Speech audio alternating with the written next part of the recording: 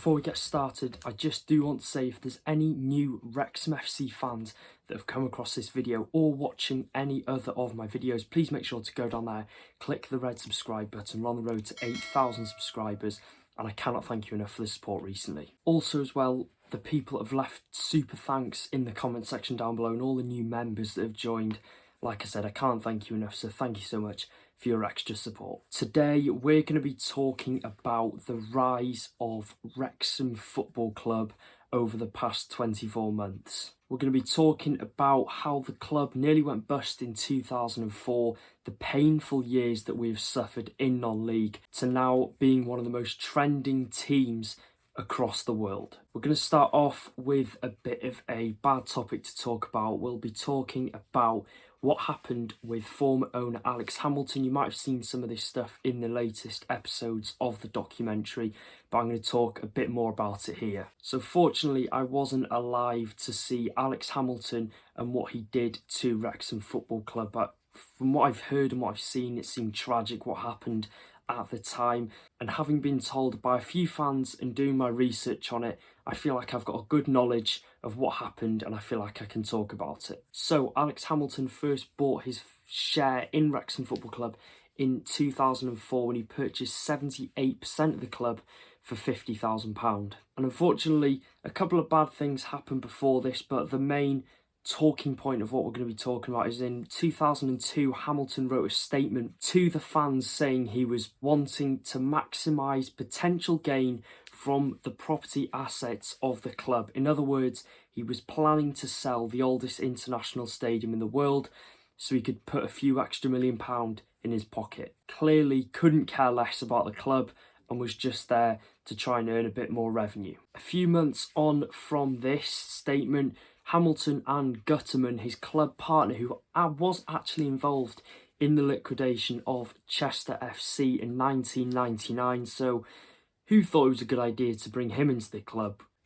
We don't know, but the duo actually fell out after failing to agree a solution on the ground. And at this point, the club were in spiralling amounts of debt and the way out of this just didn't seem possible. Hamilton and Gutterman then sent a notice out saying the club had just 12 months to find a new ground to play in. Luckily, in 2004, in November, Hamilton had resigned from the club, meaning he had no involvement in the club anymore, and the club was luckily saved by a legal hearing. Now, the fans had a huge role to play in saving the club in a different occasion. This is in 2011 now, as we raised £100,000 in 7 hours to ensure the club could start the 2011-2012, what was called then the Blue Square Bet Conference season. So the fans turned up in their masses to the ground to donate anything they could, ranging from £50 to £5,000, what I've seen, all just to ensure that they could keep the club alive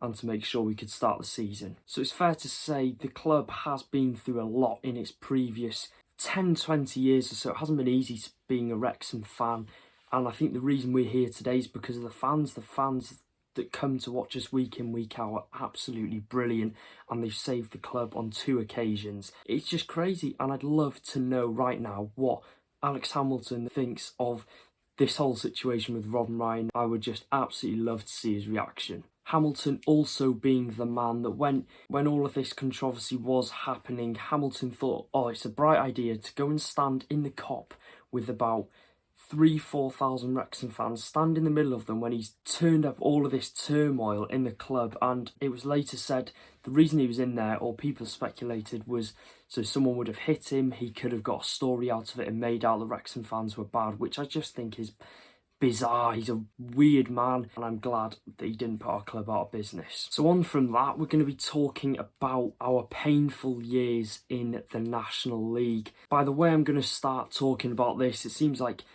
we'd be out of this league years ago, but in the matter of fact, that we have just started our 15th consecutive season in this league, something that hasn't happened for a team in ages. Just to put it into consideration, I turned 17 in just over a month. For all of my life, I have seen Wrexham play in the National League. There's only been 3 years of my life when Wrexham were in the Football League. We've been down in this league for that long.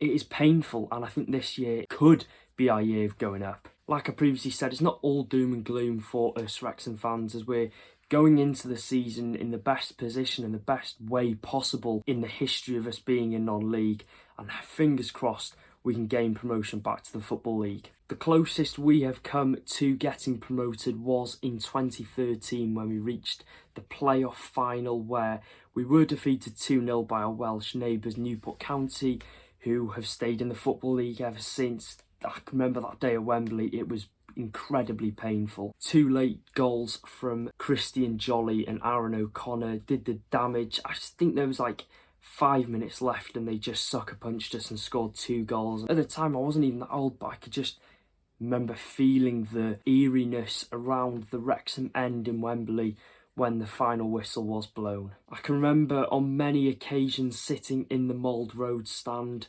watching us get beaten nearly every week. Attendances were still going strong though. We were still averaging around 4,000 plus at the time.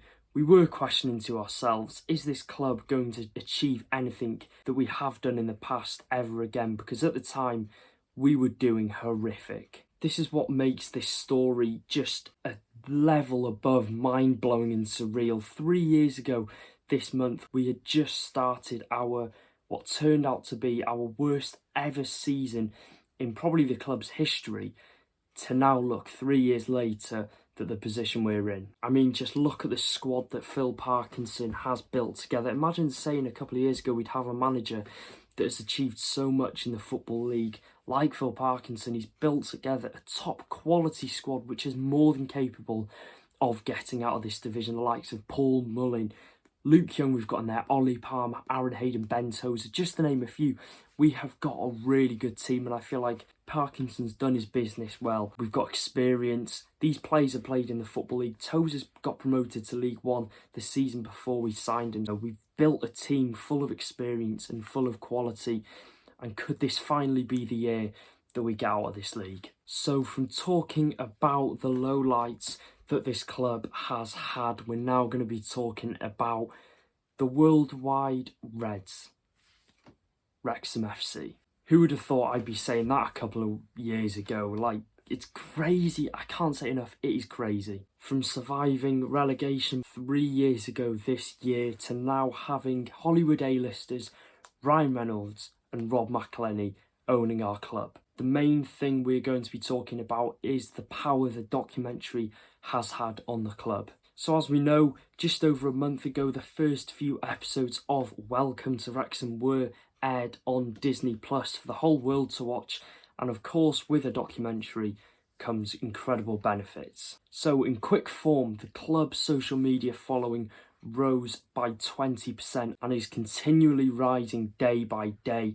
£360,000 of club shop sales were recorded in the past 28 days, and millions of people are bound to have watched the documentary. Just take the demand for Wrexham shirts, for example, people reselling them on eBay. I think I saw one yesterday had £372 at 56 bids. Like I said, the demand for these shirts at the moment is so high.